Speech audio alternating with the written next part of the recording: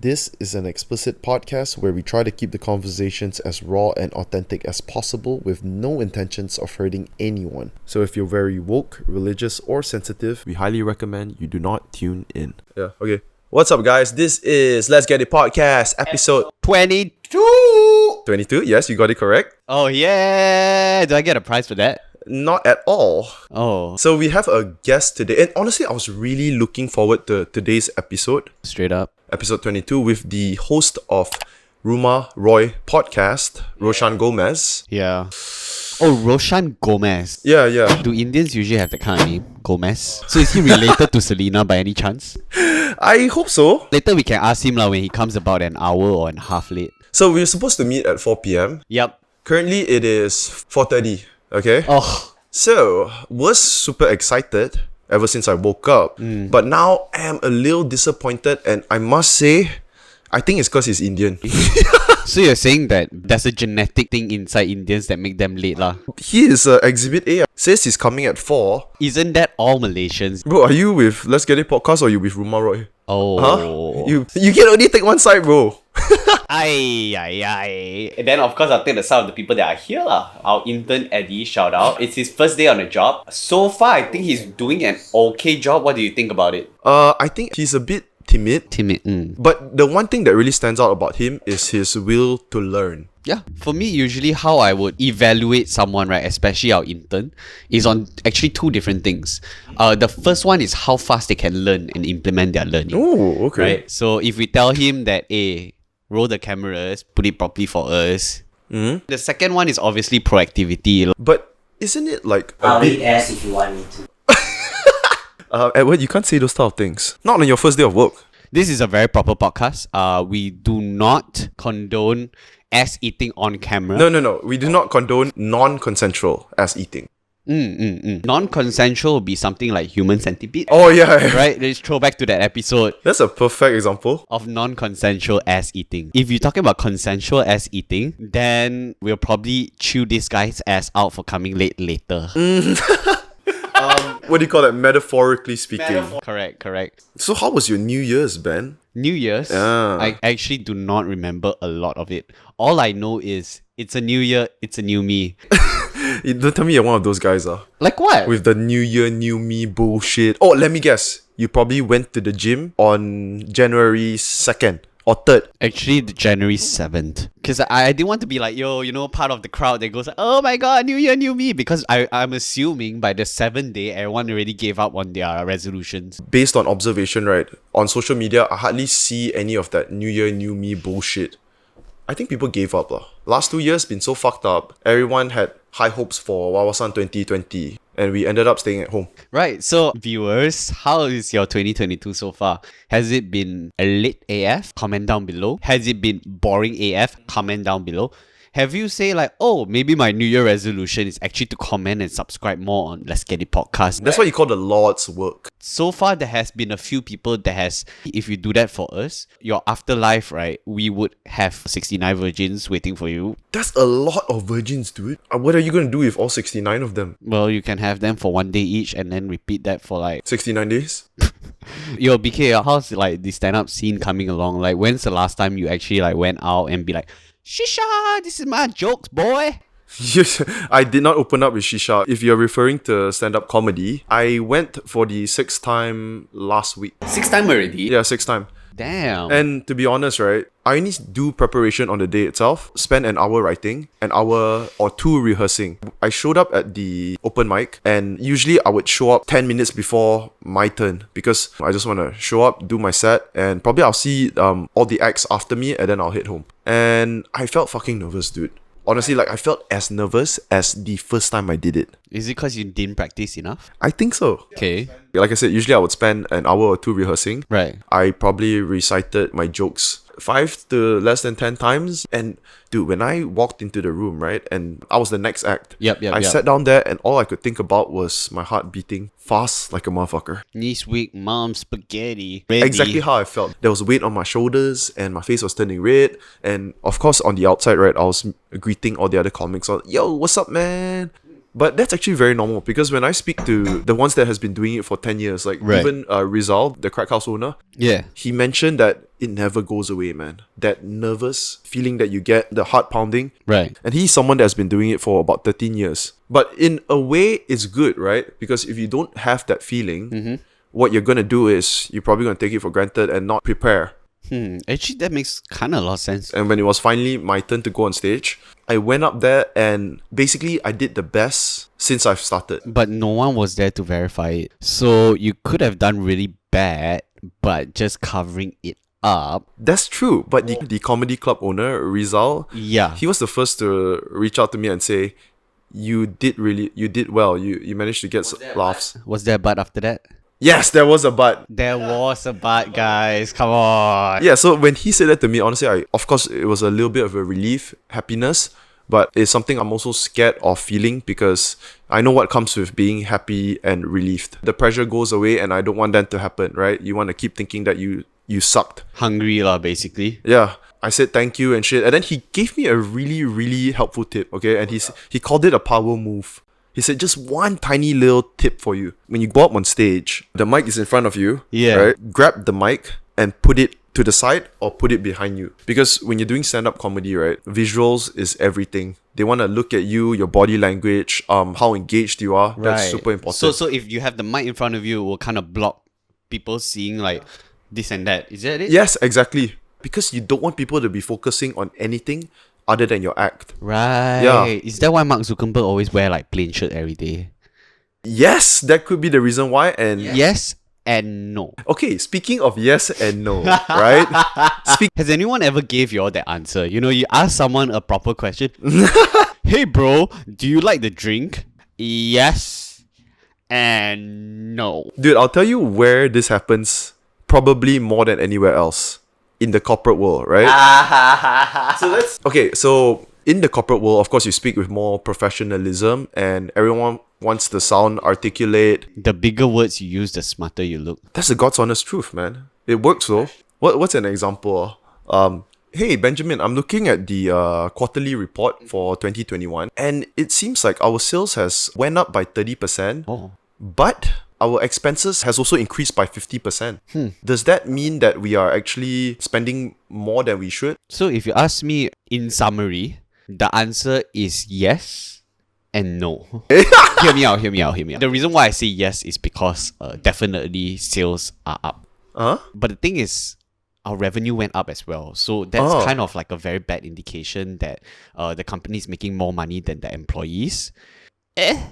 So there's no conclusive answer to this kind of question. It's just yes and no. But is it more or less something like that? Yeah. You say yes and no in a situation where you don't really want to answer the question. You don't really have a direct answer or you don't want people to quote you on any answers. Maybe you can't give a quality, detailed, well thought out answer in just one direction. So you say yes and no, so you explain both points, but not with full detail. Yeah, basically when you can't say like a yes or you can't say a no like directly because there are a lot of context involved. How's the Toddy, brother? What is Toddy, dude? Toddy is like fermented coconut alcohol. It's actually pretty refreshing. Wait, you can extract alcohol from coconut? Yeah, you ferment the coconut and then you get it. So the thing about Toddy is that there's a lot of people producing it illegally. Therefore, like, it's a bit dangerous because like if you don't know if your Toddy sauce is like just some random guy making moonshine, right? You're fucked up. Basically, your liver's gone. And what is moonshine, dude? Moonshine is just to say that alcohol is produced illegally, like without a license or without proper facility. Oh, okay. Yeah, It's not a drink. Okay. It's not a drink. Dude, have you ever heard of they have this alcohol called, I think, Everclear. Oh, I think I heard about it. It's like 90% alcohol. 95% alcohol, bruh. It's just like drinking thinner, you know. Yeah, it is. Roeshan is taking forever. We are so fucking sian that Ben is actually reading a book. What book are you reading, Ben? This book is Factfulness. It's by Hans Rosling. So basically, it's just a book about oh, guys, look who is here. their worst. Hey, Lampi. Oh, sorry. What the fuck? See the other side, way. The host of Rumah Roy podcast, Roeshan. Oh yeah, one thing that I almost forgot to mention. Do you guys mind like hitting that? No lah, BK. No, I don't want you to smash anything. I want you to gently lay your finger on it and give it a tippy tap. Wing bong. Turn that subscribe button from red color to another color, which is great. Wow, I'm making demands already, bro. Come late. I want to change your beverage from coffee to tea. Yeah, man. In all seriousness, right? Why do you name it Roy? My dad is Roy. Okay. Yeah, so actually if you come to my housing area and you come to the guardhouse, you just say saya pergi Rumah Roy. Datuk Roy ke? Bukan Dato'. Just Datuk. So it became a kind of a thing. My friend said, you should call, we always say Rumah Roy when we come here, you should call it that. I was like, oh yeah, it's weird enough that I liked it. But I did not see the consequence, which would be everyone would start calling me Roy, thinking that's my name. So I've had many people DM me, Hey Roy. even though my Instagram handle is Roeshan, people still like, they think Roeshan is my nickname and Roy is my IC name, but actually it's my dad's name. Does your dad know that it's called Rumah Roy? Yeah. He does. Does he ever listen? To the podcast, maybe because I've had some episodes with my brother. Oh. I think those episodes he listens Sorry, to. what's your brother's name again? Christian, right? Yeah. So some favoritism involved lah. From Roy. Roy, yeah. he favorites. If my brother is on, he's Yeah. listening. If it's you alone, it's like It's not worth it. It's not worth it. yeah, the older guy. yeah. But Yeah, normal lah. 2 years. So your brother's the youngest. Yeah, only two of us lah. Wow. Man, the Wow. interns, Oh fuck.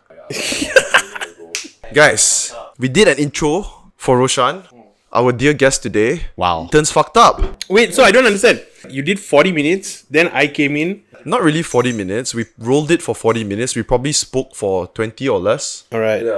Basically, we're trying to fill up the content because Alright, I was Yeah, late. now I was I- late. But then how did it stop recording? We stopped when we picked you up. Then after that, the interns just blatantly forgot again. they're quite young. Yeah, but Leo, you can't. Can they be fired? Yeah, I think so. But we need to find replacement first, then only fire them. You don't pay us enough. Hey man. How do you expect to get paid with this level of quality? Yeah. Actually, I do employment law. So if you guys want to sue them, we can work something out. It's the other way around. We can work something out. Do you get a cut from it? Yeah, of course. I can do it for contingency, 20%, no problem. Yeah, so actually that's one of the first things I wanted to ask you. So you do employment law. I do a lot of employment law, but I do other cases as well. Civil litigation law, basically. Wow. So litigation meaning I go to court, and civil meaning everything aside from criminal. Okay, like let's say business. Commercial disputes. Yeah. Tribunals? Not because a lot of tribunals you don't need lawyers actually. Oh, okay. But if you go to a tribunal and you want to appeal, then you'll need lawyers too, because then it goes to the civil court. So then maybe I'll come in. I got you. Wow. So that's the one thing you don't touch, criminal law. Yeah, I don't touch it. Why? Because you don't want to be like defending for someone who's guilty. Not really. I think because I don't speak Tamil, Okay. so I just had a fear that if I would go to like criminal courts and then that a lot of people will come and talk to me in Tamil and ask for help, and I was kind of had this mindset that it will be me on a daily basis explaining to Indian people that I can't speak Tamil. So I was like, I'm just gonna avoid that altogether and just do civil. Yeah. Because commercial disputes, a lot of times, it's just mostly Chinese, so it's not an issue. No one asked me whether I can speak Tamil or not. Damn. How did that happen? Like you just grow up in English ed background. That's the thing, because like Indians are actually like Chinese in the sense that we have ancestors that come from different areas. So like how Hokkien, Cantonese. Yeah. So Indians also, you have Malayalam, Tamil, Telugu. But in Malaysia, the bulk of them are Tamils. Right. Yep. But actually, like for me, my mother tongue is not Tamil. It's Malayalam. Like another dialect instead of Mandarin. Yeah. So my grandparents came. They didn't think it was important for us to learn someone else's mother tongue. Right. But at the same time, they realized that no one was speaking out. Like there were so few Malayalis for it to be like beneficial to learn Malayalam. So they instead emphasized, okay, speak English. Okay. There's actually a big portion of Indians, I would say, that can't speak Tamil. I guess it's pretty similar to myself. I'm a banana. But to be honest, with Chinese people, it's very rare. What? Bananas are much lesser than... I call myself a coconut. Coconut? Yeah, Ben, did you know that? Because inside you're white. Yeah. Jesus. See, the interns are entertained. There are definitely more coconuts than bananas, for sure. Because Chinese people, I think generally the language focus is really, really important. Yeah. Yeah. I have friends who can't speak Mandarin as well, but Yeah. it's very few. Compared to Indians, I know a lot of Indians who can't speak Tamil. I'm actually quite surprised by this as well. That MC Black? MC Black can't speak Tamil. No, he can. He can. He just likes Chinese girls. That's different. Yeah. Don't you like Chinese girls too? I'm okay. I think I'm colorblind in that sense. Dated a Chinese girl, dated an Indian girl. Got you. A beauty in all races. Yeah, sure. Bro, one time I asked this Indian dude when I was studying in Melbourne. So I asked him like, my question for you is, do you fancy them Chinese girls? And he looked at me and say, who doesn't lah they? Then I immediately think to myself, oh yeah, who doesn't? Wait? Even fucking white people, they got the yellow fever. I think girls, whatever race, you're gonna do fine. I think it's guys. If you're a minority and you're a dude, you're gonna have a tougher time. Yo, I look like a kid in United States. Yeah, I look like a 15-year-old right here, pre-pubescent. How old are you? By the way, if I'm you don't mind? 27 this year. You have like an 18-year-old vibe going. Right? I shaved today, that's why. You should see Ben back in high school, man. Why? Like when I met him in Form 1, right? Bro, he's basically he hasn't even touched puberty yet. He's so small and his face looks like the most innocent and timid looking boy. So how did y'all become friends? Oh, it was back in high school. Yeah. You saw him looking timid and you thought, this is my friend. I actually thought he's a dumb fuck. This is my side of the story. He has a very different side of the story. I don't know why. So I saw him hanging with the other kids from the other class. The first class lah, basically was in the second line. I was in second, he's in first, okay? Okay. But guess what happened the second year? He dropped down to my class. I didn't see the need for studying. Yeah, so he was hanging out with this other bunch, and I noticed that, he seems like he would fit in better with us. So I grabbed him and I gave him life lah, basically. That wasn't fucking Form 1. Form 1 was like, I had another friend who came from the same primary school. Right. And then he was in his class. Yeah. So lunchtime, we all eat together. Right. And the first thing I spoke to this guy, 什么名字? Because I came from a Chinese school. Right. So I'm assuming every other Chinese can Right. speak Mandarin, right? Exactly like what I was just saying, yeah. Straight up told me he can't speak Mandarin. I'm like, these people exist. You went to government school? Yeah. Up till secondary school, I grew up thinking that like Chinese people from Chinese school, they don't know how to speak English. I was wrong. I was retarded. So I realized, I started to think that, by the time I hit Form 5, as I was Form 1 then, I'm going to be able to speak a good amount of Chinese. Right. The only thing I picked up was swear words. So I was, for sure. Because who the fuck wants to speak to someone Chinese when they're not gonna converse back in Chinese? Yeah. I've made an effort. Yeah, if I did make an effort, but Dude, language is tough. Do you understand? okay, so I like to think of it this way. My vocabulary for Cantonese has capped since I was 6-7 years old. Because when I was around that age, I would chill with my mom while she watched her Cantonese Hong Kong drama. Yeah, so that's where I picked up like some Cantonese. It's fake. It's 0%. He's lying to the viewers. This is a blatant lie. Come on. Even if you know Cantonese, that doesn't mean you're going to be able to understand Mandarin, right? It's because it's totally different, isn't it? Very, very The different. sounds are different. It's actually quite different, right? Like, You know, like Spanish, Portuguese. Yeah, they have a common ancestor, but they are completely different. Yeah. I think Spanish, Portuguese, the common ancestor is Latin, yeah. But the romantic languages. you were talking about how language is hard, right? This dude picked up Spanish in 6 weeks. Yeah. I was in South America for a while. So over there, I was like straight up local, right? I had to speak to like... And I had to fend for myself because I was solo backpacking. Right. Yeah. So either I learn or I continue to use like the translator in their face. Damn. Imagine, right, when you're immersed in a country where everyone around you does not speak the language you speak, right? You have no choice. You're going to have to keep trying and... But it still might be the case that you are talented in this area, because there are a lot of people who like we have Bangladeshi workers who stay here for like 30 years, but they still struggle with the language. No way. Even Malay? Harif? Harif can speak good English, right? Well, he's talented. He's a smart guy. He's a smart guy. You know? No, but you even see like, for example, people in like America, migrants who've been there for 40, 50 years and they still struggle with the language. It's difficult lah, I think. I think you need to have like a year for it. I'm a cunning linguist. How many times have you said this joke? He says that shit all the time. I know, I have a feeling. Cunning linguist. He's quite fast in that sense when he... This episode is about Roeshan. If you kill him, you get Aegis. We play agonyms together, come on. That's not him, lah. It's not him? Dude, this fucker. First thing is I don't even play Dota. That's Tanesh, bro. Oh, that's Tanesh. Bro, we caught him in another racist moment. We were playing Dota with some other dude who is also an Indian dude. Has he okay? come on to this? Next week. Brilliant. Yeah, Yes. and Ben actually thought that dude, which is coming on next week, is this dude. He doesn't have a leg, bro. Completely different. Right. Got it right, dude. Whoa.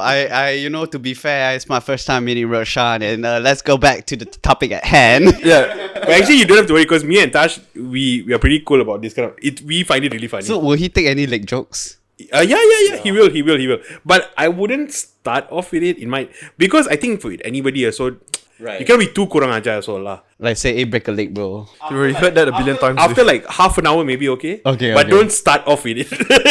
Like at least have a repertoire with him first. That's what I'm worried about. This guy. No, but he's a very cool dude. Tash is very cool. I've been talking to him quite a fair bit, and he is damn cool, dude. I listened to your episode with Tanesh, right? Not gonna talk much about that, lah. But then, honestly, I loved it, man. I had loved fun. it. He talks a lot, dude. Very interesting opinion. Of course, yourself also, dude. You can flow like. Yeah, Easy, we were having too much of fun on that episode. Almost 2 hours, man. That episode. Yeah, we were just riffing off each other for. Then I listened back to it. Then I was like, I knew that we really got into it because there was so much of like, bro, no, bro, no, bro, matcha, bro. There was so much of that. Yeah. So I was like, we were just it didn't even feel like a recording. It just felt like we were. Conversation, lah. It's like literally that was the first time we met. So we were just so excited, bro. You're like me, bro. So it was so fun. Oh, okay, no. Yo, okay, I'm just gonna circle back to that shit we talked about earlier, right? Remember you said like to everyone it's different to pick up the language? Yeah, so this is my insight because I worked in early childhood education for a while. I was basically teaching a kindergarten, right? Kids from 10 months till 6 years old. Is that why you're friends with him? Yeah. No, so what I noticed is, right, these kids, they can pick up the language really fast. Yeah, And of course. the main reason why that I would say that sets them apart from adults picking up a language. So this Chinese kid, he came in from mainland China. He couldn't speak a word of Chinese. Within 3 to 4 weeks, he started speaking, let's say 50%. Yeah, he could converse with them with no problems. And the reason why he could pick it up fast, that I think is different than adults, is because he wasn't afraid to suck. He wasn't afraid to fail. Okay. Imagine you're a kid. You're just gonna keep muttering and say whatever until you get the hang of it, right? Yeah, and also I think kids, what do you call it? Brain plasticity. Neuroplasticity. Yeah, it's like they are. Super plastic. Yeah, it's super easy to mold. Because they're still in growth and development stage, lah. It's like building roads, right? Yeah. When you're a kid, you're building a lot of new roads, so it's easy to build those pathways. Yep. Whereas when you're an adult, it's like trying to install 5G when you're on 4G. There's already infrastructure infrastructure in place, so to upgrade it is going to be very difficult. So but whereas with a kid, it's like you're in a new developing country and you're just laying the infrastructure for the first time. Yeah. So that's why kids, it's easy for them to build that system, that infrastructure, whereas for adults it's difficult. It's kind of like you don't, like, let's say for us, right, we already have our systems in place, and then when we want to pick up something, we actually have to go back to that and think that, oh, does this make sense? Do I have to change that? But for kids, it's something completely fresh. We might have to build, like, if you take this analogy of like roads, we might have to build new roads and connect it to the old roads. So it's a lot more complicated for an adult. Yeah, I like that analogy, man. Yeah, but it's really something, because it's all neural pathways, so it's really something like that, though. also like- Not a scientist at all, but You sound like one, that's all that matters. Yeah, no, but like actually, especially with adults, right? We got so many like preconceived notions, common sense that we build up. And it's like, sometimes it's just so hard to change an old person's mind. Right. It's like, it has always worked for me, so why doesn't it? yeah, it's not even about knowledge, but it's also like the way you move in life and things like that. So I heard this other analogy, right? We're going to touch on this. So this doctor that was on Joe Rogan, he was the one that created the first vaccine for COVID. Oh, yeah. You watched that episode? Yeah, that guy got blocked on Twitter, right? Sorry, so there was Peter McCullough and Robert... Malone. Yeah, Robert Malone. So he had an analogy, right? Like basically what he thinks of how the US government handled distributing all these vaccines, Right. and how their perspective on it was, it's kind of like if you give a 3-year-old a hammer, everything turns into a nail. Yeah, okay, makes sense. In a sense that you give someone who is not skilled in that area a powerful tool, he's going to overuse it. So that's what he's saying about the vaccine. That there's a lot of gaps and flaws. So what are you trying to say? The vaccine is fake? Not at all. Not at all, bro. That guy took the vaccine. He did. He took the vaccine. Yeah. He created the vaccine. Oh, right. Okay. He didn't create the COVID vaccine. I think he created the mRNA on. yeah. So it enters your mRNA, starts printing the DNA that. Yeah, the encoding thingamajig. Okay, Yeah. Like copy and paste. Do you have any take on this? I stay away from topics about vaccines because first thing is I don't have the background. Yeah. Okay. But I think even if you don't have the background, you can comment, but you need to read up. Yeah. And I have not read up. Same. I've not read a single report, so I don't know. So I try and stay away from the vaccine conversation. But as someone with a legal background, Ooh, sue them. I am very cautious about giving too much of power to the state. I'm very careful in the sense that of how easy we give away our sovereignty to the state. It's very hard for the state to relinquish that back. Like for example, the fact that we all are tracked by the government through my Sejatera, I always am very cautious about things like that. Okay. Lockdowns. Yeah. That's another thing that I'm because even the other day I was in Bangsa. Yeah. Right, and then the police start going around at 12 o'clock. And then they treat you like your kids, right? That you have to go back. I am an adult. Yeah. I have to be able to make my own decisions. And the state should not be telling me how to make my own decisions. Now, of course, when it affects other people, the state has to intervene to a certain extent. Right. But how far is too far? There is a line where it's too far. And so I think everybody just has to be cautious. I'm not saying that what the government or state has done up to now is wrong. But I'm saying that we all have to be cautious. We shouldn't give away our freedom freely-nilly without thinking about it carefully and properly. It kind of feels that way right now, though, because so right now we are in the first phase of booster, right? Most people are still at the first phase, and then we already hear about the fourth jab, which is the next booster that's going to come Oh, that's why. after the effect wears off, right? And in most people's mind right now is okay, we're just probably going to do the fourth one as well, and there is minimal pushback because many people are kind of like us, which is we feel like we're not qualified, we didn't do any research, so we don't say much shit. That's why I think it's always so interesting when you hear someone who is so experienced and knowledgeable speak on it, like on the Joe Rogan podcast. But of course, take it with a pinch of salt. At the end of the day, whatever they hear and see out there is... But what we need is people at the top levels of governance to also be scrutinizing the steps by the government. Right. So we need scientists who are... KJ lah. Hey, did you were you up to date on the recent KJ shit? No, man, I don't know. So basically, someone sent me a video. Basically, KJ was pushing the narrative out, like everyone, it's a must for everyone to take this booster, right? Or if you don't take this booster shot, your rights will be taken away as a citizen, right? A lot of your rights. And a video came out of him. So basically, it showed his MySejahtera account, and it says that he's not vaccinated. I find it hard to believe though. Has he not been is that true? It's a picture that's circulating on the internet lah, bro. It could be fake. I don't think it's true though. I doubt it lah, bro. I also don't know, man. Because why would some random dude have his account? Right? Bro, people Photoshop the shit out of things now. Yeah. But let me tell you, I was watching a video the other day about the France Prime Minister, Macron? No clue. Macaroon. Okay, macaroon. Sounds What's tasty. his name? Shoot. Anyway, so he basically gave like an interview and he said he wants to like piss off people who refuse to get vaccinated. He used very strong language lah. And so there was another guy who was also someone in the government, the French government, and he was basically echoing the Prime Minister's speech. Then he was saying things like along the lines of people who refuse to be vaccinated have caused so much of trouble for everybody. In a way, he was kind of implying that if you refuse to take a vaccine, you shouldn't even be treated in a hospital. Like, we shouldn't pay for your treatment. Yeah. Basically, you don't have a choice. Yeah, but it's crazy because it's like if someone gets he hasn't taken care of his health, he doesn't exercise, he overeats, right? Gets a heart attack. We don't say like, why should we pay for you when you were irresponsible about your health? Yeah.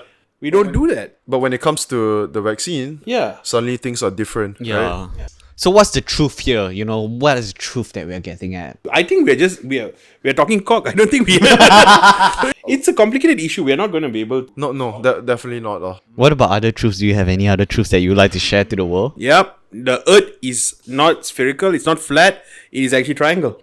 No fucking way. Really? No wonder the sun every morning I see, right? At one part only super bright. Yeah. Then after before that was dark. Correct. Fucked up.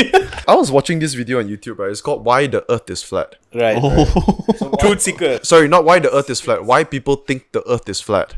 So I watched the video 10 minutes in, and then only I realized that this guy that made the video is actually trying to prove that the Earth is flat. Sure. And I see the way he does the video, like the production and basically the shots are all very super engaging, high quality. And of course, he sounds smart when he talks.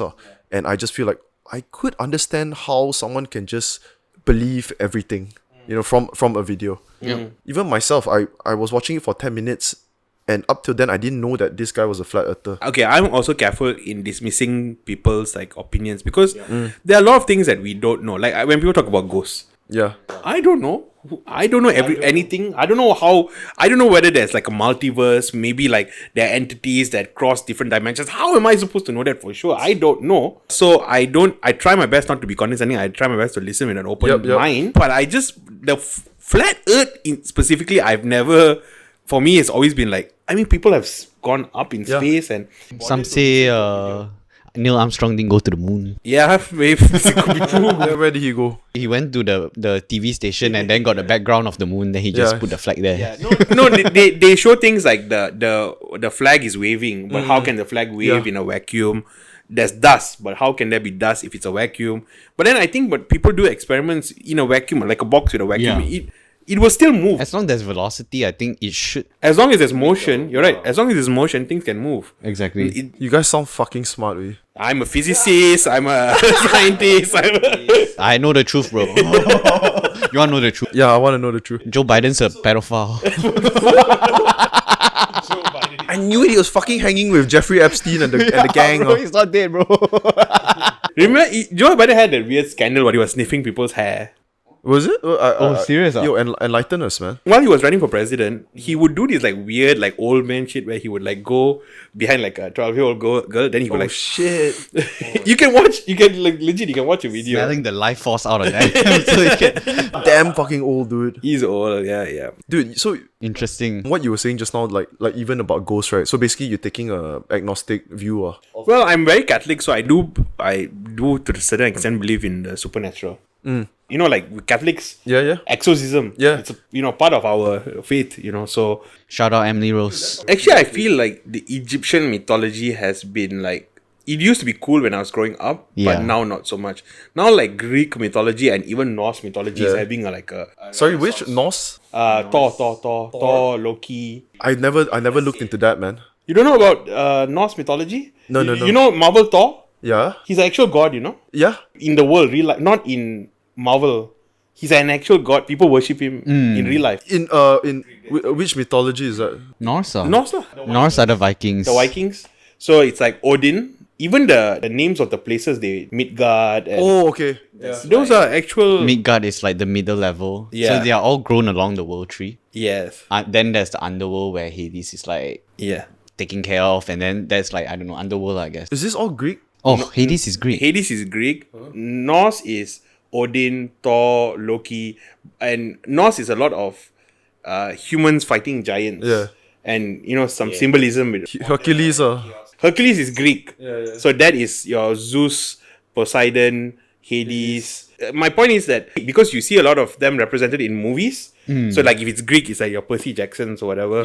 If it's Norse, then it's Marvel. But Egyptians, no, I haven't seen any. They don't have a lot of characters. It's only the Pharaoh and Cleopatra Cleopatra? and the cat. They have the Anubis, the dog, standing dog. I guess we grew up with, that mummy. The mummy's The Brendan Fraser. The mummy returns. Yeah, the one. Yeah, but basically, didn't hear from him ever since. Yeah, so I guess the interest in mummies died off with Brendan Fraser's career. La. So I watched some documentary about Atlantis, right? The lost world of Atlantis. Do you ever look into that?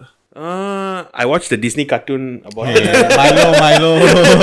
Atlantis. People take it for a lot of. Even DC has What's that guy? Aquaman. Aquaman. Is Aquaman from... Yeah. His town is Atlantis. Yeah. Yeah. That's where it's from. Okay. So but I don't know. Did Atlantis exist? I don't know. I have no idea. It'd be really funny if it's in Pulau Pangkor.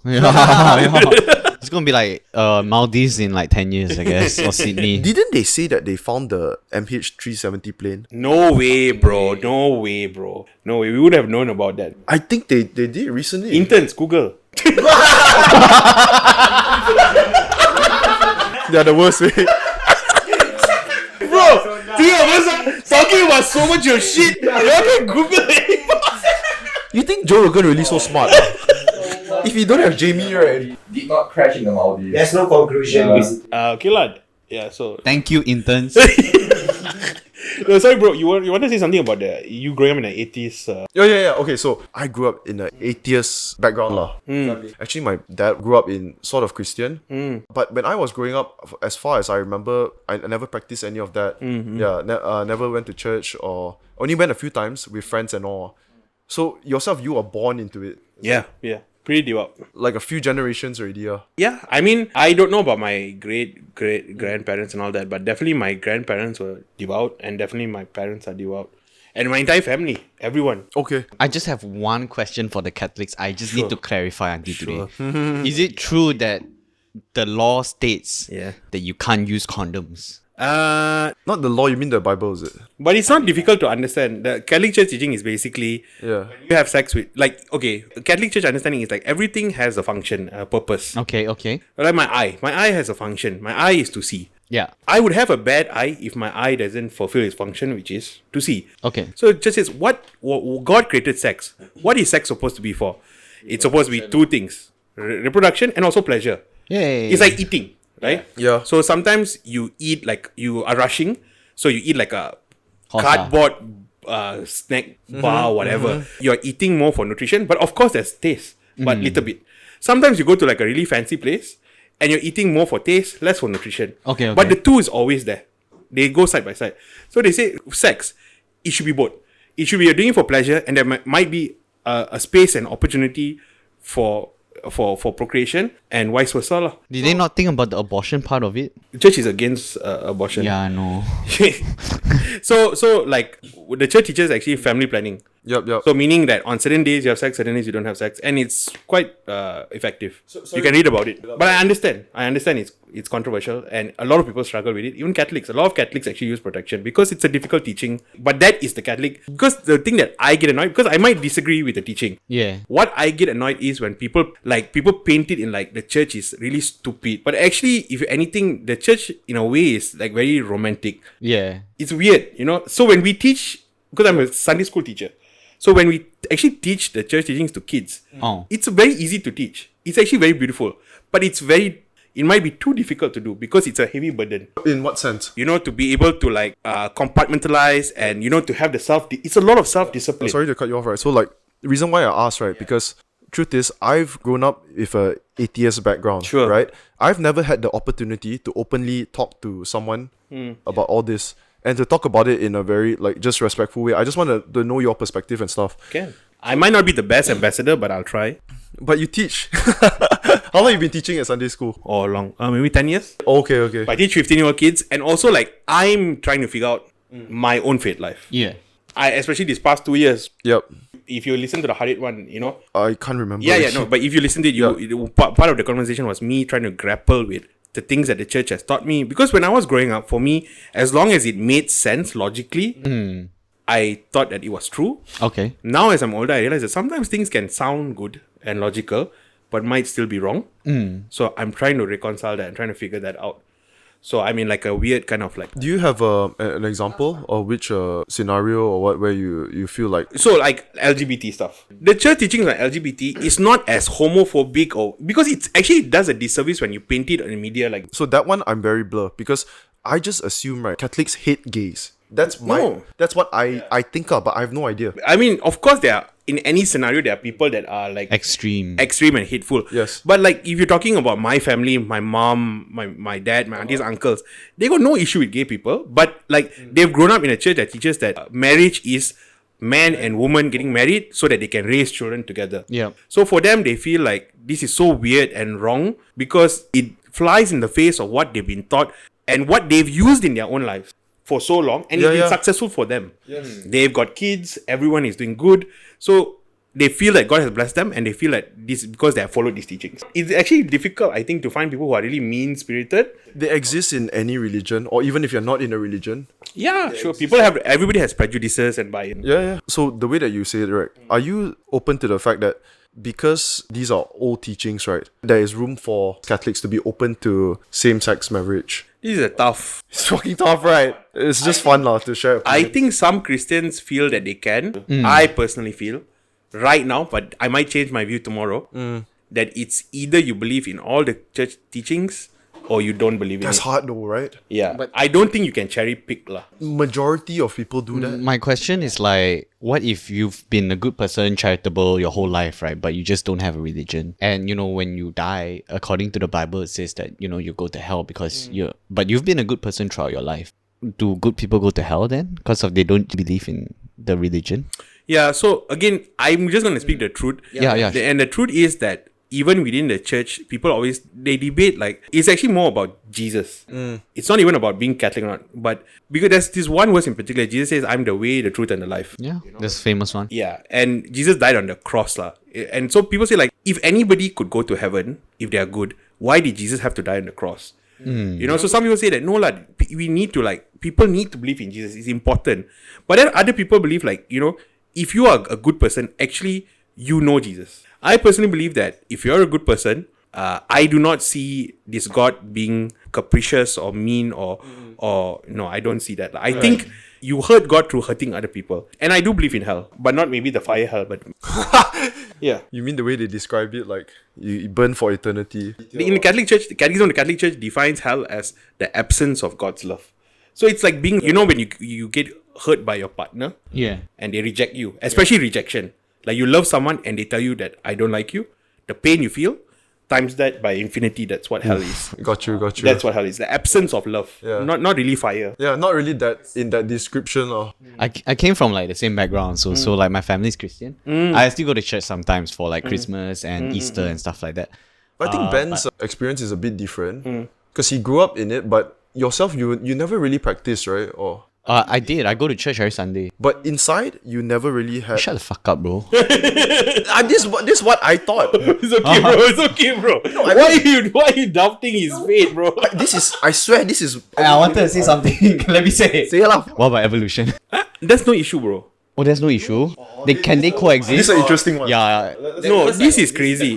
No, this of all of the things that is an issue, this is the least of an issue.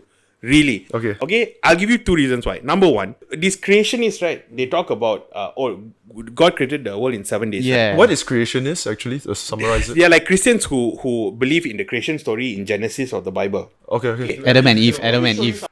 Let me show you something. Yeah. In the Bible, right, you will keep seeing repetitive numbers. You will see numbers like 3, 7, 40. I'll give you an example. Yeah. Jesus in the desert, 40 days. Okay. Noah in the ark, in the flood, I think it was 40 days. Jonah in the whale, 40 days or so. Egyptians in the desert, 40 years. Yeah.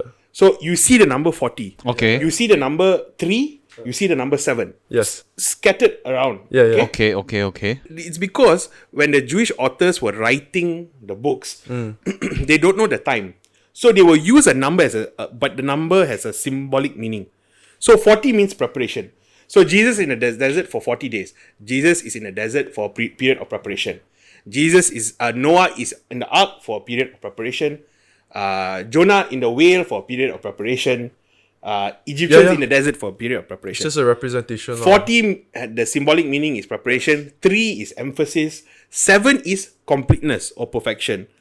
Ooh. So when the author says God created the world in 7 days, what he's actually saying, God created the world in completeness, perfection. Not actual days. And this is not new theology. This is long time. No, but this is something that people who do not know in detail would have no fucking idea. Yeah. Like myself. No, and I get so annoyed because this is like painted as mainstream Christianity when it's not mainstream Christianity. This is like American Christianity. What do you mean by American Christianity? It's like some, hillbilly Christian church who has come up with this idea. They'll read the Bible literally. Yeah.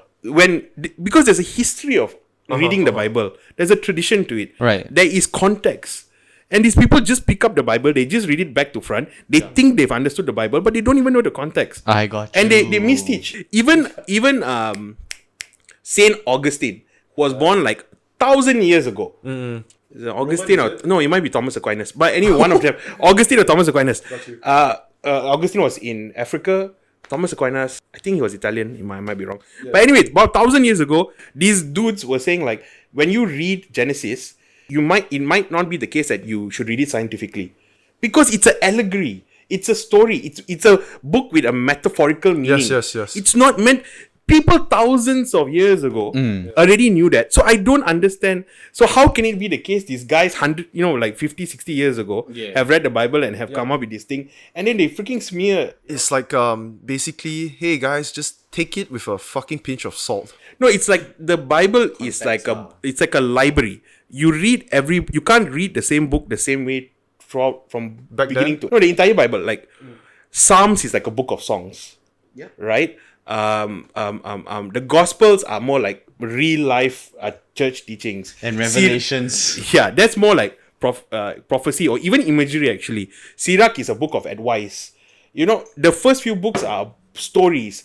Every book you cannot read it the same way, because the books is like you're trying to read your Star newspaper from beginning to end, and every single thing you read. How can you read your cartoon section like your headline news? Doesn't make sense. What? Yeah.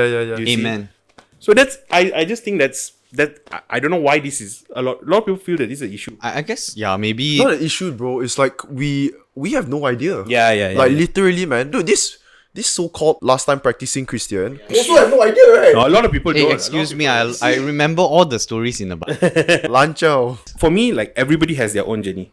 So everyone takes their own journey and find their own way accordingly. Dude, I can tell, right? You're probably more knowledgeable than most Christians, right? You teach in a Sunday school. Yeah, like, exactly. come on. You definitely know much more, man. I'm like a 6 out of 10, I would say. If I'm a 10-year-old kid right now and I came, they're 15 years old, right? 15, yeah. So if they ask you like, I want to have sex, then how? Do people say that? They like the sex class. I have a class about sex. Demo? Educational. No demo. No demo. Okay. I have a strong sinking suspicion that the headmaster will say no to this. This is a flashlight. You want charge money, is it? Yeah, anyway. Hey, drink, man. You talk them a lot, dude. Yeah, so what do you teach in that? And like, does any kids come out with curiosity about their PP? Wait, is masturbation allowed?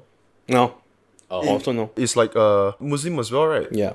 Ooh. It comes back to that same thing, like the same teaching of like what sex is for. Kind of ask the Catholic thing, cause like, just one raw sex. You what? What? What? Just one raw sex. You just want raw sex? I don't know, I heard about Catholic girls and their whole no condom thing, and I'm like, oh yeah. I think like the problem is with a lot of these kind of teachings, there's a tendency to repress, and when you repress things, definitely it's not healthy, it's not good. So like for example, when I teach about sex, like I don't teach abstinence, meaning abstinence is like saying no. Yeah. I teach chastity. Educate. Chastity is not right now. Like chastity is boundaries. Okay. Chastity is saying like Marriage, having sex with the right person at the right time. It's not a no. It's not you have to say no to yourself. It's saying Shit. It's saying yes to something else. right time after marriage. It's chastity is saying yes to having sex with a person that really loves you, with a person that you know is not going to run away, with a person you can give yourself totally, faithfully, fully. God. I can 100% agree with that, man. Yeah. That's why when I teach that to kids, they love the idea. But of course, it's always difficult when you meet someone and it's discipline. Do the parents like the idea? The kids love the idea, but do the parents? I think the parents would like the idea of. They know what you're teaching, oh. Yeah. Okay. Can I save virginity for divorce?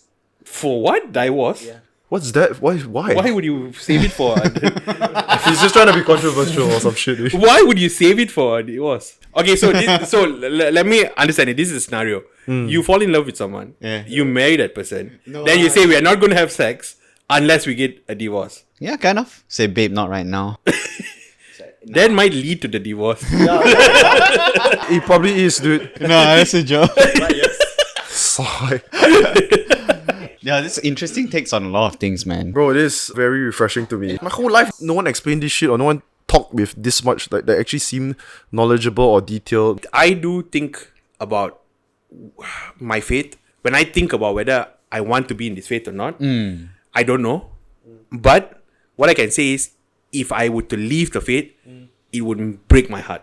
Oh, And I think that means that I really understand what the faith is. Because, right, religion is here for a reason. It serves a benefit. It is a very powerful tool. It gives a lot. People think it's like a corrupt institution. It's not. Religion is so powerful to bring people together, to connect you to something. Life is so difficult. Being able to pray and like let go of like the things that happened to me in my life, it's been so powerful and healing. right. And so like if I were to let it go, it would be the hardest thing in the world.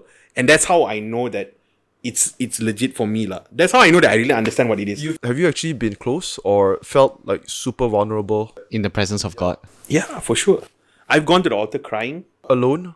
Yeah, I go to the prayer room and Of course, you don't do it with. You don't call your friends and cry with them. I've seen people like for some reason it's usually women, but like, I've seen aunties who like go and like receive communion, and literally there'll be Sorry, tears. receive what? Communion. You know the host, the bread. Or you don't know anything about Catholicism, bro.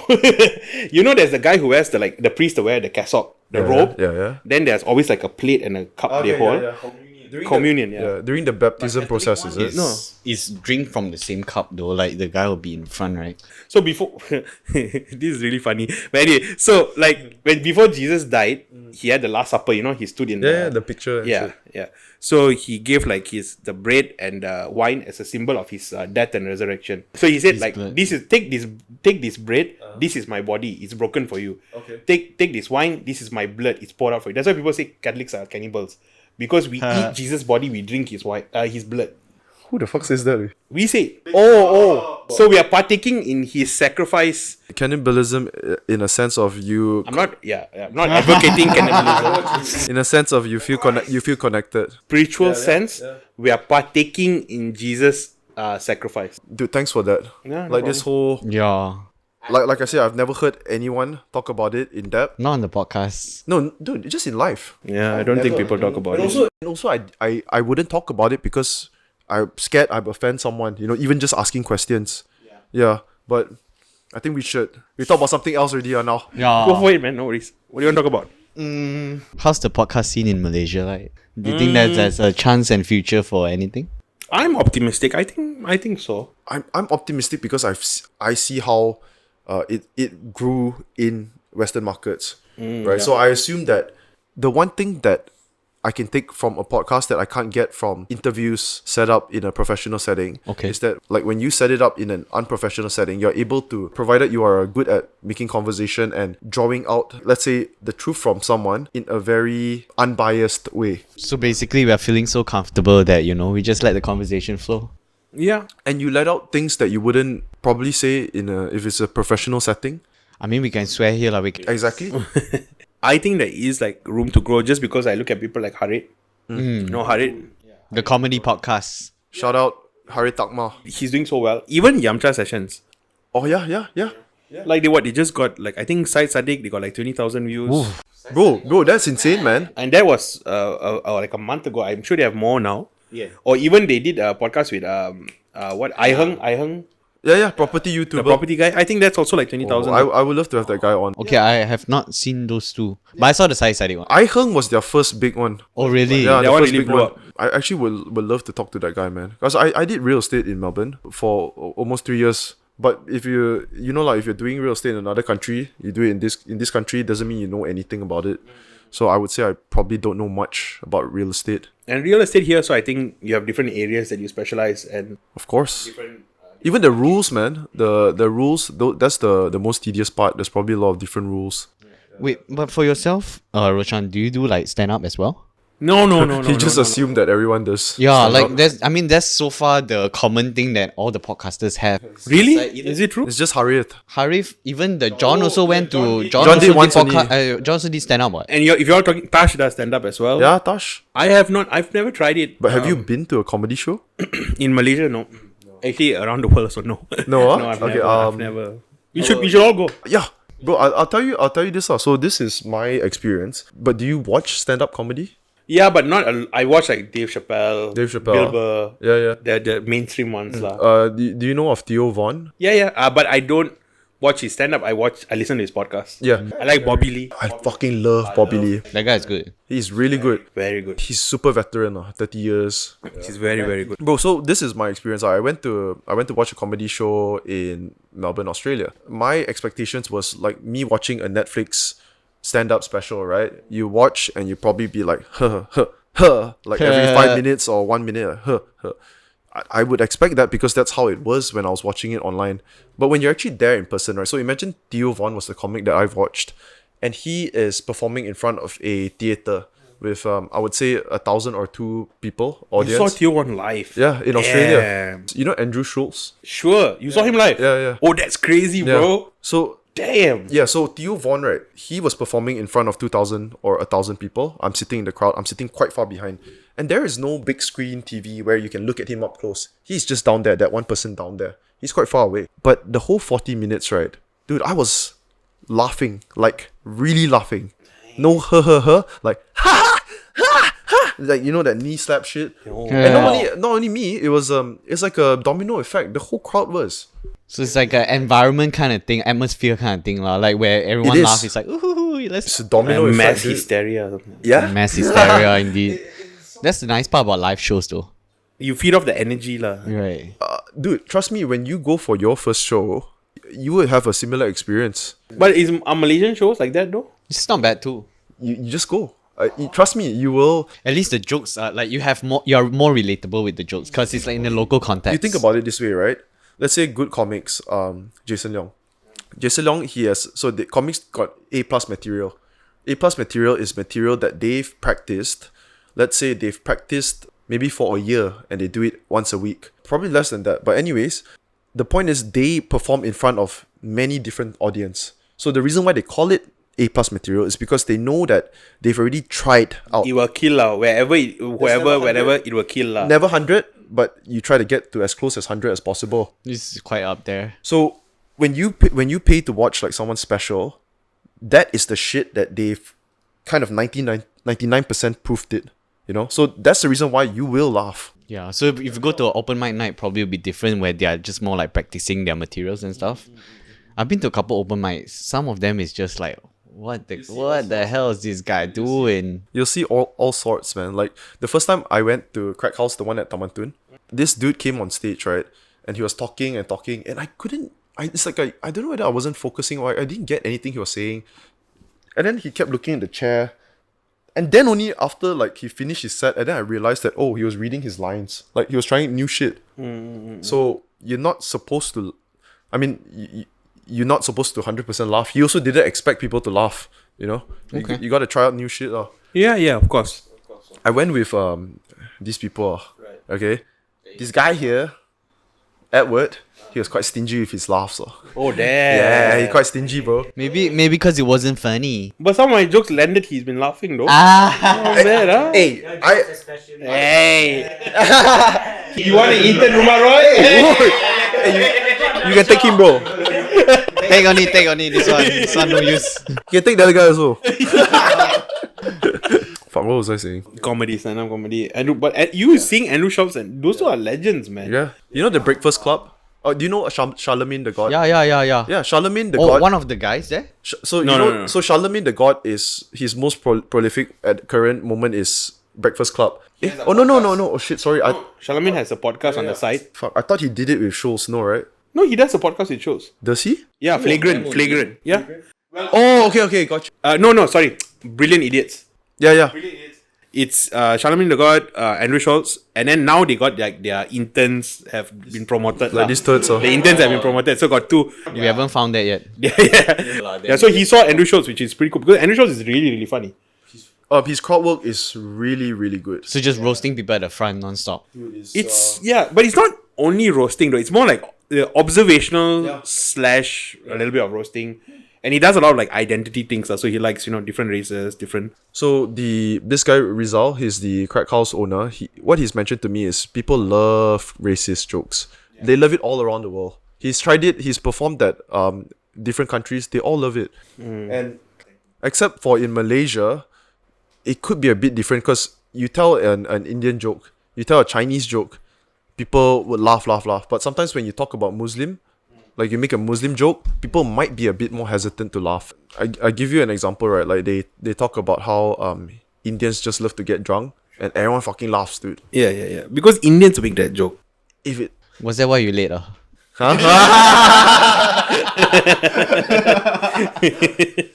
how do you smash your phone? Wait? What happened to your phone, bro? I mean, my Hey, is this not your phone? yeah. Oh, fake excuse, No, legit. This is what happened. No, because a few months ago, I dropped my phone. The glass shattered, so I sent it to repair. Yeah. But I think they didn't fix it properly, so my back cover started to come out.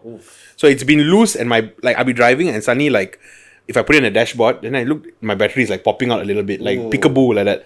And I keep on putting it in. Today, I was gonna brush my teeth. I had it with me. It just slipped in the bathroom and it dropped on the floor. The entire battery came out. Yeah. Then I tried to fix it, and it was This just morning, right? Yeah, this morning. About 9 in the morning, I think. Bro, this Harith, I called Harith. I called John. Oh shit! I called John first, then I called Harith. Okay, and then John said to me, you should try and call Harith because I think they're quite tight. Then I called Harith, and Harith's like, I haven't spoken to him in a month. And Harith sent me one of your friends, Sharon. Is it Shireen or Sharon? Sharon. Yeah. He sent me, say you can try and message her. Maybe she knows what happened to Roeshan. Right. Did you message her? I did. I sent, say sorry to disturb you. Like, do you know what happened? Yeah. But all good. Did she reply? No, she's probably busy. I don't know. Right, that's Yeah. funny. Actually, Sharon does my social media stuff. Oh, really? So intern lah. Yeah, well, I consider her a good friend partner lah. Partner. She's part of the Rumah Roy team. Yeah, because I look at your social media stuff. It's definitely much more neat than mine. It's not me, man. I wouldn't be able to do it. How many team members do you have? We have a rotating crew lah. Okay. So there was Jeremy, who started the podcast. The guy with the glasses, right? Guy with glasses. Oh, I remember. That's when I first saw because you were in the Facebook group, the podcast Malaysia. Yeah. That's Dude, that guy, when he talks, it seems like, I don't know, it's like Elon Musk like that. He thinks damn long. Like, damn He's smart. a very, very smart guy. Very, very smart guy. But he's in Cambridge now. So he's doing his masters there. There's a Cambridge in Malaysia. No, Cambridge. He went to Cambridge in the UK. Oh, okay. It's so funny. My brother and Jeremy both went to UK at the same time. My brother went to Oxford for his doctorate, and Jeremy went to Cambridge for his masters. Smart motherfuckers, we. Yeah. Anyway. Yourself? Nah, man. I'm a dumbass. Hey, chill lah. At least can talk lah. Drink only lah. That's all. Break my phone. That's about it lah. You studied locally. I did 2 years in BAC. Then I did my final year in Cardiff. speak a little English. A little bit. You a fan of soccer? No, not really. Not really. I mean, you grow up with the normal allegiances. MU. MU. Yeah, my allegiance is Manchester United just because my family members and some family friends are Manchester United. So I said for many years, when people ask me that, I would say, yeah, I support Manchester United. I've come to accept and forgive myself for not liking football. That's the real shit. I forgive myself for that. And so now I tell people, no, I don't like. So back then I was into football, right? Anytime I Yeah. could, anytime I sniffed that someone was doing what you were doing, I would immediately just check out like, oh, this guy's opinion don't matter. But I tell you what, I did used to listen to BFM's Friday night. Sports. They have that football segment, Uh-huh. and I used to enjoy it a lot. But I realized it's because The people talking. it's something about people who are passionate about. When you hear people love something, Yeah. it's so captivating, irrespective of what it is. They start to rant about the team and how they fucked up. I don't listen to BFM. Ben, you don't know what's BFM? I know Business FM. Yeah. Benjamin FM. Hey, why you didn't laugh at that joke? You didn't like what Ben's joke? Sorry, I didn't hear it. What was BFM Benjamin FM. It's okay. I thought it was okay. Don't lie lah. Come on. You should do that. I think you could get a job in BFM. You know, they'd have they Clown take the hour. 3 letters and they be like breakfast for Malaysians. Try to abbreviate something. I think you should just get a job 9 to 5. You just create a brief. Benjamin fucks your mom. Whoa, that's a cool. You have a talent, bro.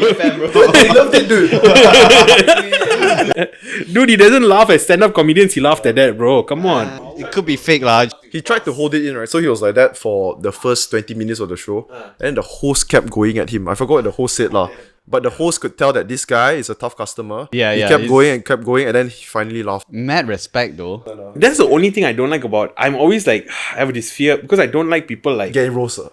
not only roast, but like I just don't like to participate. Like that's what he was scared of too. I hate participating. Just laugh only. One of my sorry, I was actually saying that Jeremy, Sharon, there was another girl Jane that used to do my sound. Okay. So anyway, Jane was playing in a musical. Big team. Eh? But actually now it's just me and Sharon. Jane is busy with work. Jeremy is away anyway.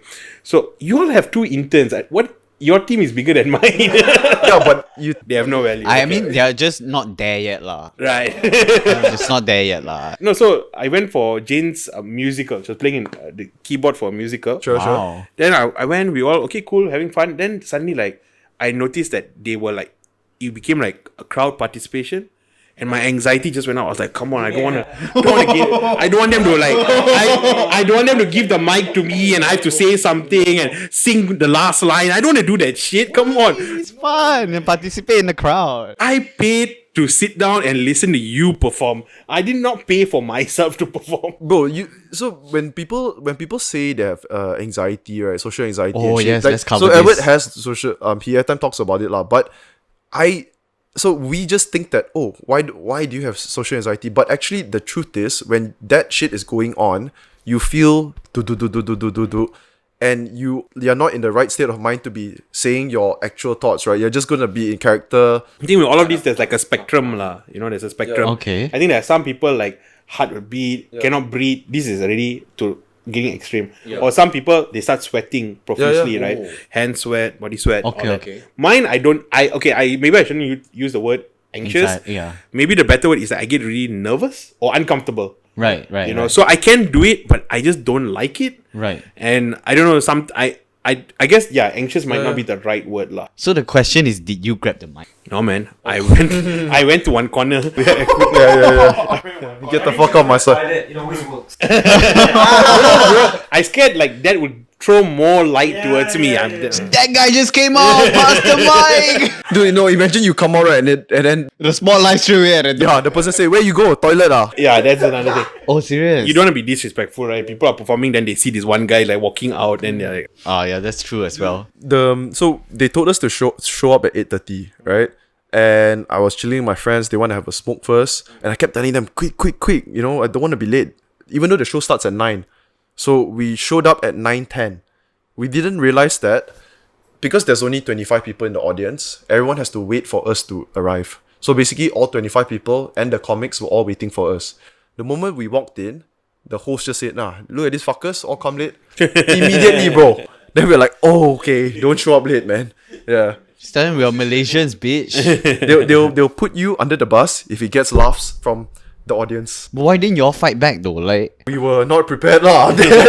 it's like I was watching one stand-up thing. The guy is Gary Owens. I don't know whether you know. I've heard of him. Yeah, he's an older comic. Older a bit, and he does mostly like black. I know. Yeah. Even though he's a white guy. Okay. So, but he was doing his set, and then midway through his set, like Floyd Mayweather walks in with like his entourage, which is like 25 people. Yeah. So then like it's too many people to ignore. Yeah. So Gary Owens had to just start roasting like 25 people midway in his set. You know, because like crazy. What you can't just ignore it. What? And he also sees it as opportunity because he probably what type of jokes he's gonna make? He's gonna make some black jokes that has something to do with them like all in a group, right? Or coming late. Or Yeah. And it's gonna hit. People love racist shit, man. Like religious stuff is people do tend to get really sensitive about, and that's why Russell Peters doesn't do any religious jokes. He does race jokes. Yeah. Yeah. Actually, if you think who's the best guy the best comedian on race, Yeah, it's Russell. it's Russell Peters. He might not be as relevant now, but he has had the best takes on race and different like cultures and things like that. But he never touched religion. I've not heard one joke on religion. Some people like to criticize his material because they think that it's more or less similar, even though they're new material, it's similar versions to his older stuff. Yeah. So it's more of like playing it safer. That's the critics. But truth is, he sold that fucking pay-per-views, man. He was one of the biggest YouTube. If you're talking about YouTube, on the come up, right? He was the biggest on YouTube at that point when he was booming. Yep. Everyone knows about That stand-up special where he blew up, right? it holds until today. It was really, really good. It's like almost like Eddie Murphy, Dave Chappelle level. That one lah. That one was really, really, really good. Did you know, Ben? You know that Eddie Murphy, he started with stand up. No, I don't. I only saw him at Dr. Dolittle, and I assume that's his thing. So he in the stand up world was similar to, he was before Chappelle. Yeah. Before Chappelle, he was as big as that. No, Maybe even bigger. Right? Yeah. He has actually one of the best specials Delirious. ever. Called Delirious. Yeah. Damn good. Really now big. also you listen to it, it's damn good. So is it like all comedy actors in Hollywood? They've done stand up. A lot of them done stand up. Yeah. Ellen did. Ellen DeGeneres? It was real good.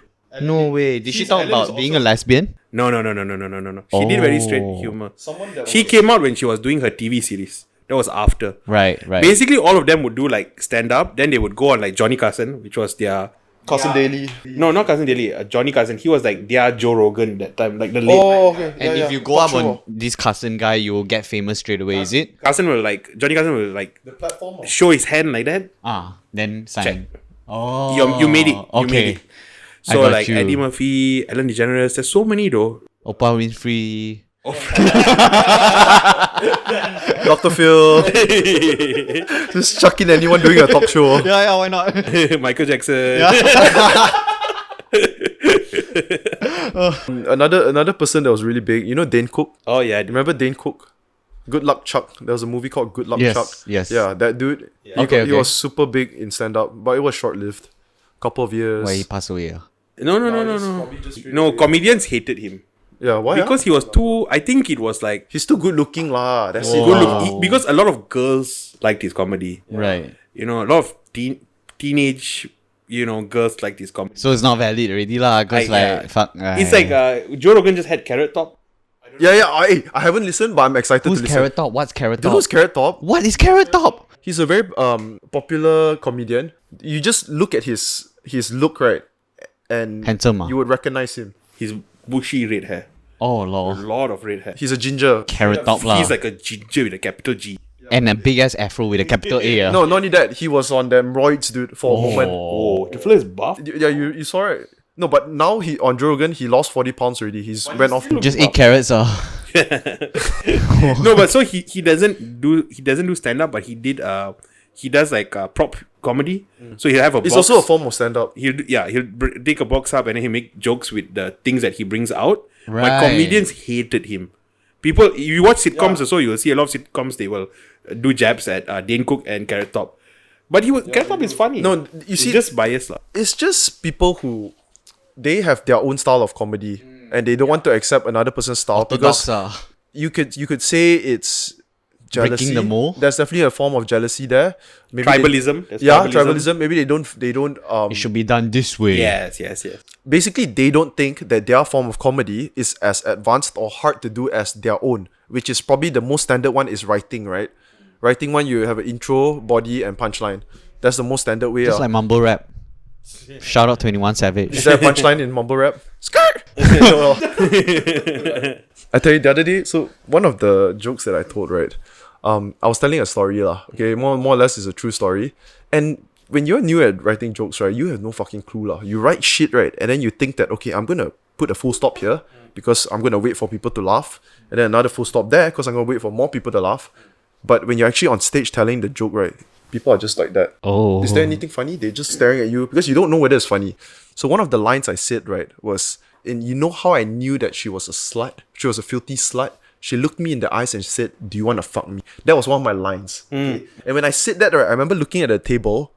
It's two parents, they're from Penang, and their two daughters is there, and they look like they're in high school. They just look at me. Oh. So obviously, I thought wrong lah. Maybe it's a group of fucking college guys. They would at least be like can lion a bit. Oh, But man. dude, when I sit it on stage, I look at them, I'm like, oh, I How know I old were the fucked up. daughters though? They look like in high school. They look young. They came in with their giant tumbler bottle of water. Maybe, who knows, a long ass skirt past the knee. They expected some chicken cross the road jokes or Oh lol. They came into it listening. They were listening to Taylor Swift while they walked in. No, I bet if they actually like snickered, right? Their mom's like, fuck, my kids are sluts. Yeah. Dude, I don't think any mother has ever said that. I think my daughters are sluts. My daughter looked at the boy. She must be a slut. I don't think. I think we touched on this last thing. Okay. Sure. So I have this last time I was speaking to this girl and I recently remembered it. So it's some girl on Tinder. Huh. I never met her, it's just we talked for a bit. And she wanted to bring up a story. She said that she was raped before. No. So I asked for context, what happened. So she was with a guy, they were in a shopping mall, the handicapped bathroom. And Any one of them handicapped? Just have to check. Mentally the girl I think. Just have to check. They might have had a proper reason to be in the stall. We don't know. Yeah. maybe Is bulimia a handicap? 1 in 4 girls. Okay, so yeah, so she said that she was raped. So I'm curious because I feel like I have a feeling that, I think she might be using this a bit too Liberally. Me too. yeah, like, or maybe she I've had people use, is it a bit like that? We're talking about anxious, how some people Yeah. use the word wrongly yeah. when they actually mean something else. Like a lot of people say I'm anxious when they mean I'm Nervous. so a lot of people say I'm depressed when what they mean is I'm very sad. Not depressed, but I'm very, very sad. Yeah, back to so they were both in the bathroom. Okay, this girl and she met another guy on Tinder, right? So she's trying to tell me that she's like traumatized or some shit. So they're both in the handicapped toilet. Both have their pants down, and she said that, and he almost slipped it in. That's what she said to me. He almost slipped it in, and like I was almost yeah. She didn't say rape. But the pants being down, was that consensual or not? No, but did the guy pull the pants down or did she pull her own pants down? Well, maybe if it's Or they are going through the motions. maybe it's not her pulling her own pants down. The guy is pulling it, but if it was non-consensual, she would have maybe stopped him. Not necessarily. Not necessarily. No, but she didn't say like he forcefully pulled my clothes. No. So that means most probably it was consensually. They both like clothes were coming off lah. That's what I would assume from even the story that she was Funny telling enough, me. I actually heard these kind of things being said by girls before. Okay, so finish the story. So she said that he almost. No, she said he almost sipped it in, and that's when I said to her like, but how can you call that rape? Because if you say something like this, you can get a guy in very, very serious trouble. Very big implication. I mean, I guess if she would have said like no, a hard no, and he still continues, that should be rape, but not like a no. Yeah, I think if penis enters vagina, it's rape. If penis doesn't enter vagina, then it can be a sexual assault, or some sort of sexual harassment. Okay, so you think that if both pants are down already, and penis slips in, is rape? Oh, so much context to this though. Like, was she jacking You him mean so off much or so much sucking off? context we are lacking. Yes, we are. We definitely are. Can we call the girl up now? Like, No, but real life? we can can we zoom with her or something? Yeah. No, I think okay. Let's do a hypothetical. A hypothetical is where like let's say even with your girlfriend. I'll act like I'm the girl. You can ask me. I didn't ask for a role play, but He was ready for it. no, but okay, you want to do a role play, you guys? Okay. So you're supposed to interview me. So, Angeline, could you please tell us a bit about what happened in the handicapped toilet in the mall? It was rape. What?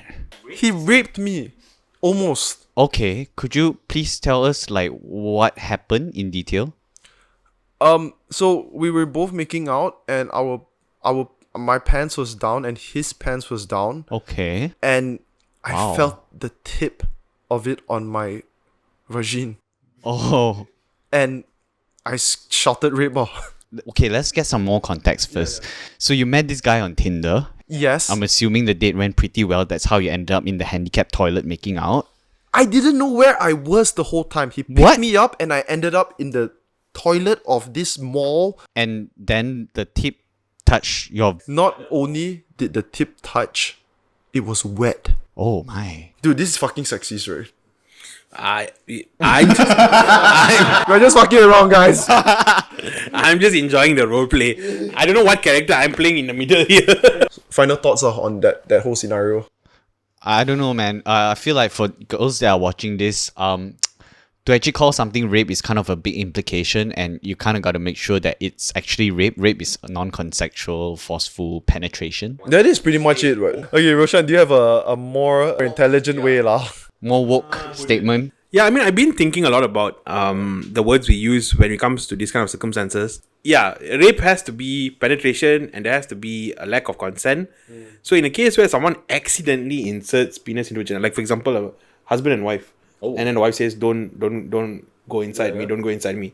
And husband accidentally goes inside me. I would say that's rape because she already said don't. Yeah. Right? So by very definition, sure. And that's the problem when you don't do things like through a court and it's just through the court of like Social media. Even with murder, right? There's different levels of murder. Did you like accidentally murder someone? That's one crime. Yeah. Or did you purposely kill someone? That's a different crime. Yeah, right. Did you try to murder someone but you failed? That's one crime. Did you accidentally try to murder someone? That's another crime. Yeah. You know, so like it's different variations. So like I think maybe you don't have the right word for it, but if you don't have the intention to enter and it was an accident logistically, it might be rape, but like a different kind of rape. I don't know what you would call it. There's also another thing like there was a case I remember reading in the UK.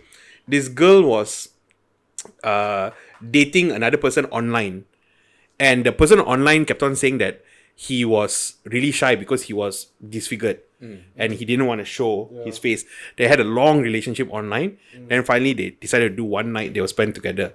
But he told the girl, blindfold yourself. Okay. So they had sex and found out later that the guy wasn't a guy, it was a girl. The girl was strap on. So now it was that rape because when she had sex, the girl had sex, it was consensual, but she had consented to have sex with a guy, with the dude that she fell in love with, not to this person. Wait, you said so that is rape? It was an interesting. It's damn interesting, bro. It's an interesting question. Or someone, or like there are cases where like a Nigerian worker will have a relationship with this person.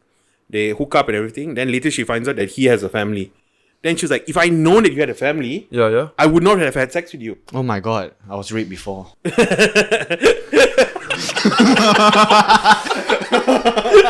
So I guess my point is just that it's not layers and layers and it's not just, everything is rape. There's definitely complexity in all like type of human interaction. There's complexities to it. So yes and no lah. I need to read up more about it, I guess. Yeah. Just now we were just talking about how in the corporate world, right, one of the more common things you hear is when someone gives you an analysis or something and you reply with yes and no.